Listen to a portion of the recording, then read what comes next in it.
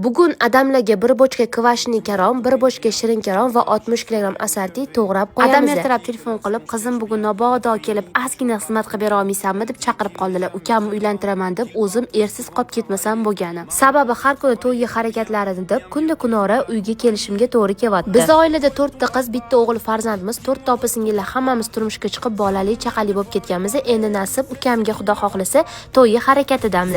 Aynan biz turmushga chiqayotgan paytda qiz tomon nechta xona berilishidan qat'iy nazar o'tdi-do, gilamidan boshlab mebel, sebel, chinni hamma narsasigacha o'zi bezatish kerak degan urf-odatlar o'z kuchida edi. Adam ham qizlarim bir-biridan kam bo'lib qolmasin deb hammamizga qo'llaridan kelgancha bir xil narsa qilib, kelin salom chalari daji katta oshligicha berganlar. Ana endi navbat ukamga, to'g'ri bemalol kelin tomondan sizlar ham narsa olib kelinglar, 4 ta qizga men ham qilganman deb ota-onam o'tirishligi mumkin edi.